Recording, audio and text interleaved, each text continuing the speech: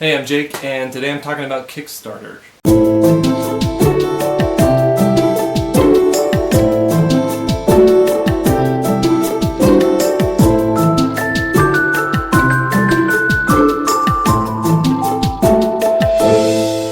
So in my last video I talked about starting a project and some of the questions you should ask yourself when you're figuring out what you want to get out of this project and what you want to really do with the project. And I talked about the graphic novel project that I'm starting.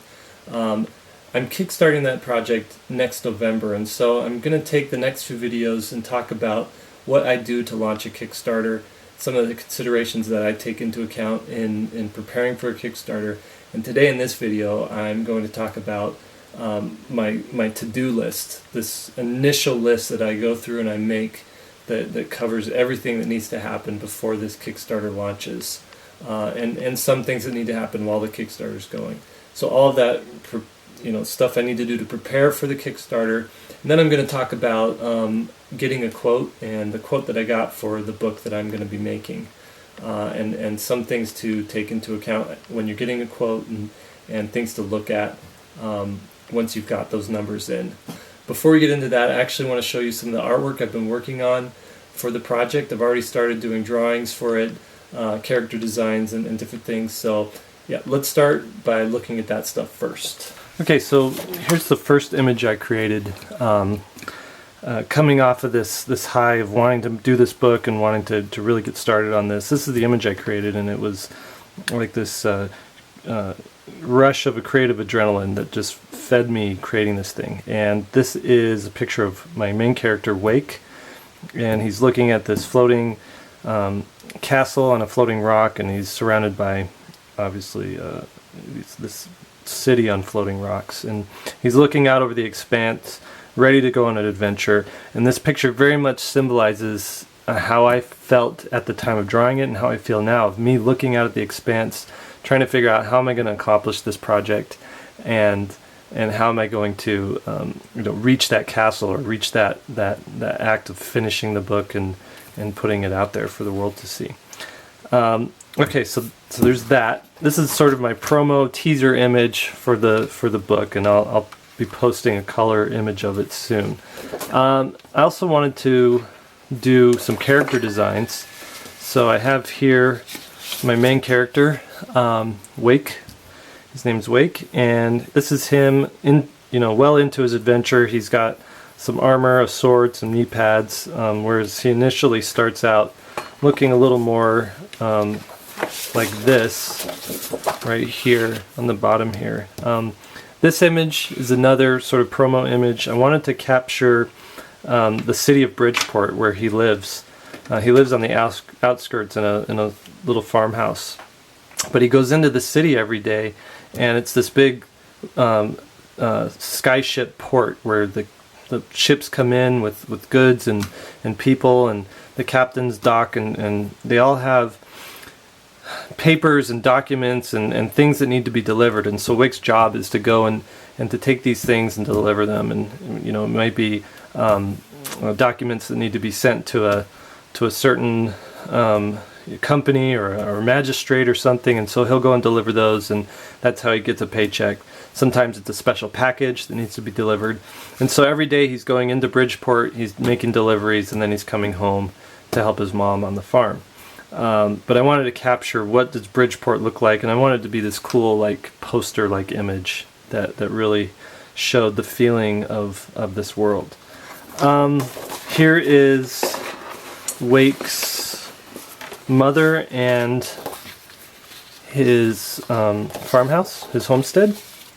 You could see here, I'll zoom in a little bit so we can see a little bit better here. So this is just a quaint little house on a hillside, a big tree, and there's a barn attached to the house, and that's where he works. His mother, that's where his mother works. He comes home and helps her. His mother does most of the farm work. His father died several years ago, and so she's sort of taken control of everything, and is handling all the farming. I wanted her design to be loving yet strong and confident. She's this woman who's had to take over and to take charge, and and she loves Wake very much. She's raising him, but she's also a woman who has to work all day. So it was important that she wore boots and she had pants, and she looked, tough. She looked up for the job. What do we have next? Here's an image. So one day, one of these monsters comes out from the core world and attacks. He's actually looking for this character here, and this is one of the Sylph. That's their name.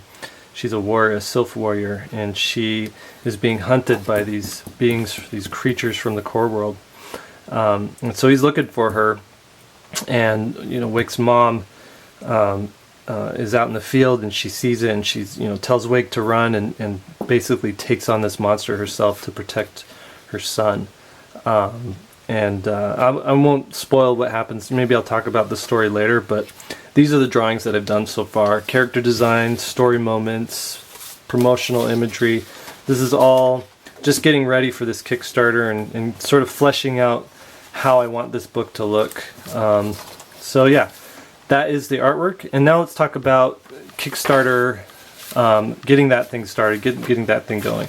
I have here my Kickstarter notebook, and this is just a piece of paper pieces of paper I stapled together, and I like to keep all my notes in one little section. In past, I've kept notes in a sketchbook here and a loose piece of paper there.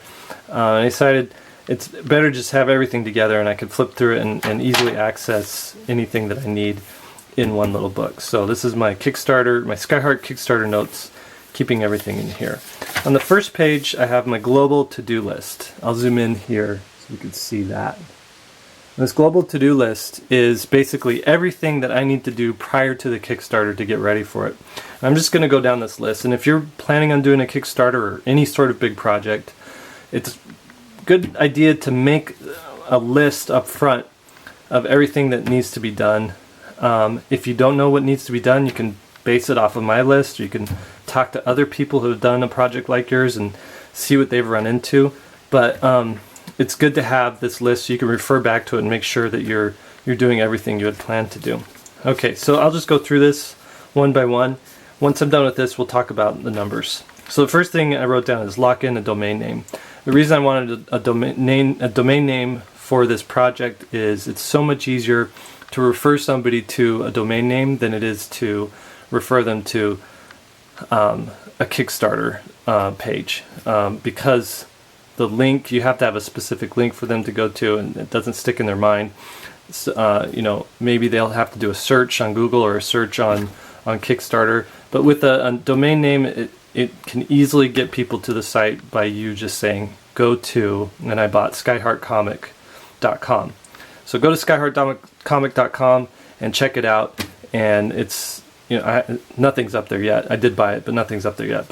But that's what I want to be able to say. Instead of click on this link, go to this website. It sticks in your mind better. So if you're having a really big project, or it's something that you're hoping to have legs and go on after the Kickstarter, it might be a good idea to get that domain name locked in.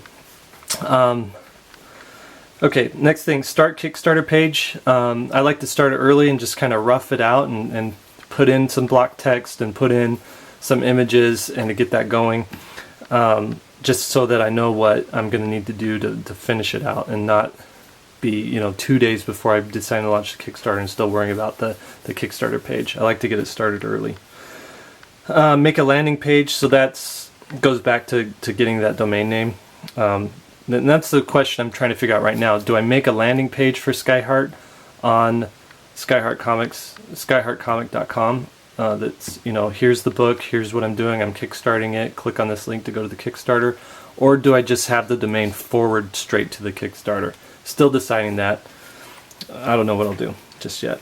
Alright, next thing, write copy and write the pitch. You've got to get that figured out pretty early on, and by starting it early, you kind of work through all of the holes in it.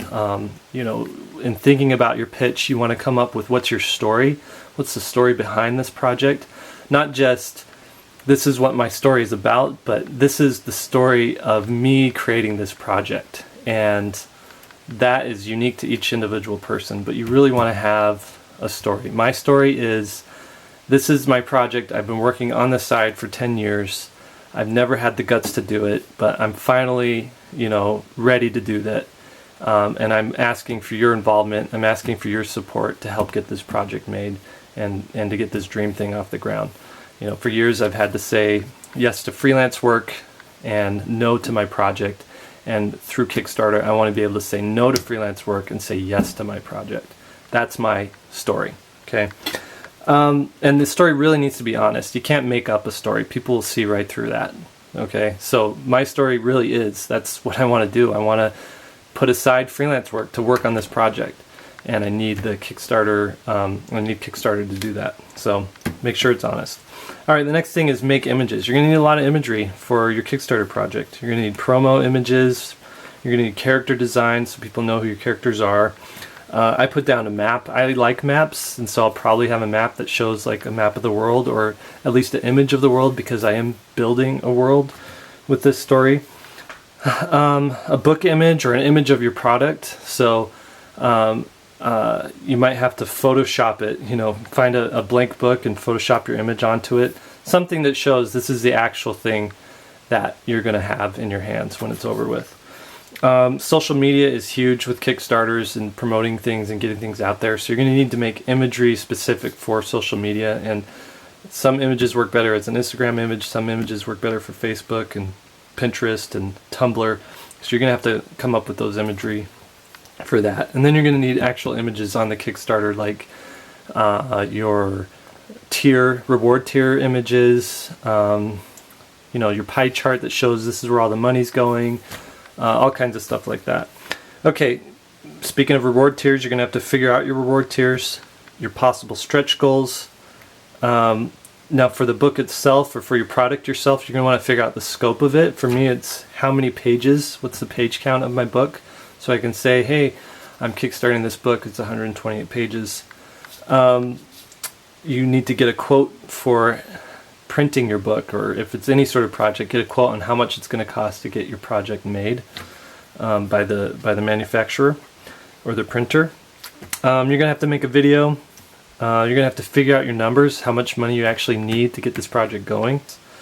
You're going to want to figure out your schedule, the dates of when you're going to launch, when you're going to end your Kickstarter, when you're going to work on the project, when you're going to deliver the project. Get all of that worked out and make sure it doesn't conflict with anything else you've already committed to.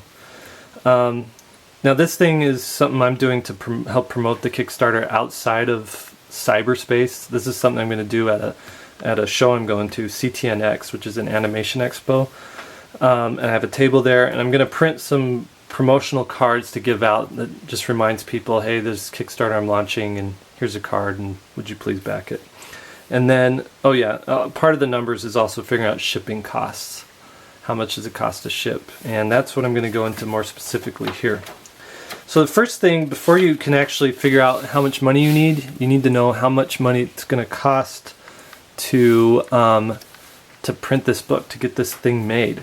And so for that, you need to get a quote from a printer. Now, I use a printer that's here in my town in Provo. They're a great printer. They've done several books for me. I love working with them. We've built a relationship. And they do stuff out of town. They ship to wherever in the country. So if you want to use them, I highly recommend them. The reason I like using them more so than others is because they're right by my house. They're a mile away from me. I can go down there really easy and talk to them and see what they're working on and look at the project firsthand and just know that everything's going the way I want it to go. My first book, The Antler Boy and Other Stories, this book was printed in China. They did a great job, and it's a beautiful book. But it took so long to get that thing made. There's a lot of back and forth. There was a lot of shipping, samples back and forth, and what do you think of this, and emails, and I so much love working face-to-face better. So that's my advice on that. This company is called pressmedia.com, press-media.com, so check them out. If you want to get a quote, email them and say, Jake told me to come here, and maybe you'll get some extra special treatment. I don't know, but I would appreciate it if you told him Jake sent you.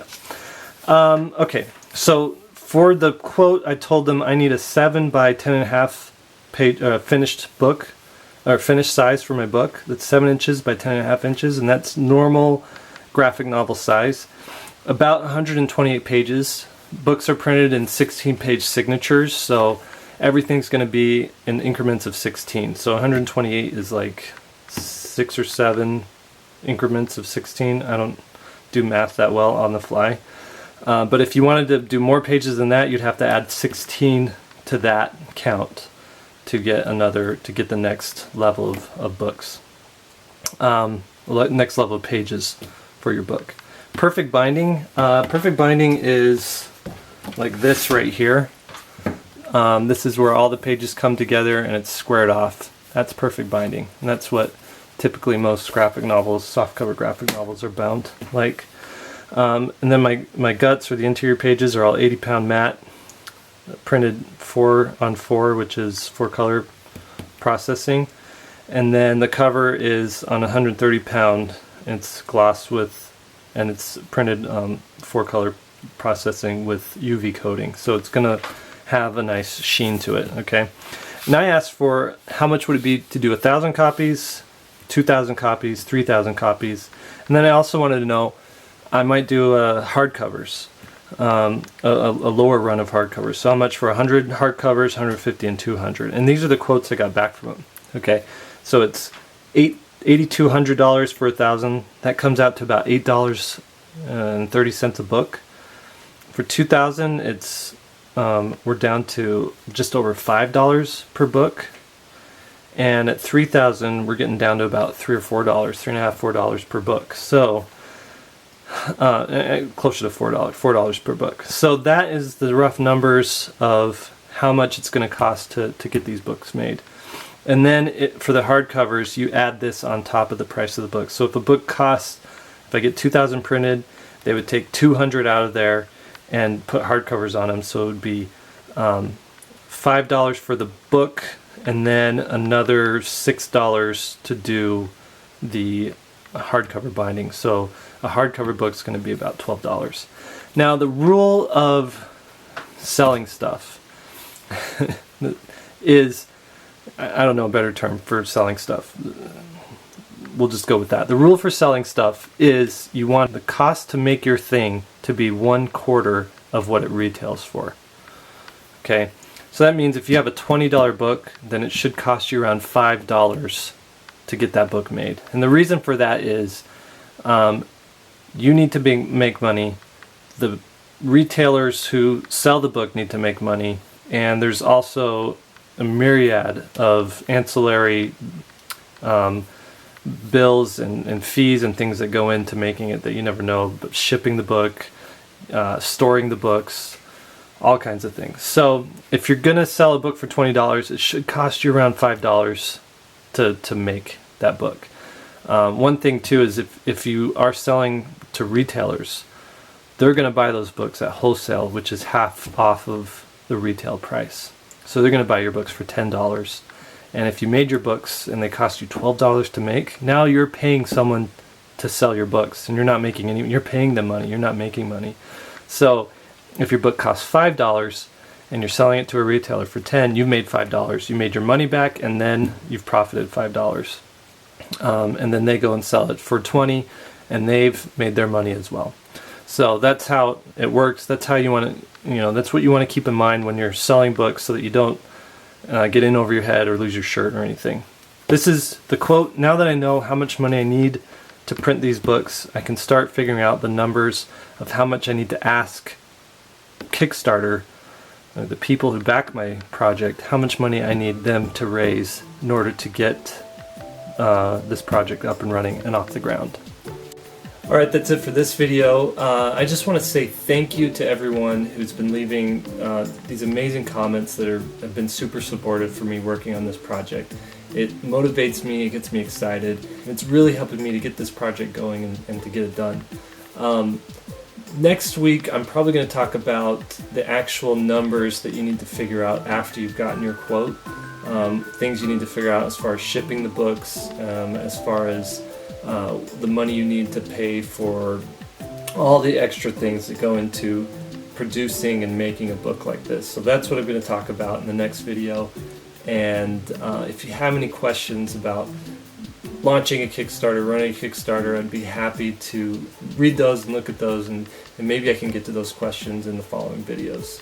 I think that's it for today. I'll see you guys next time.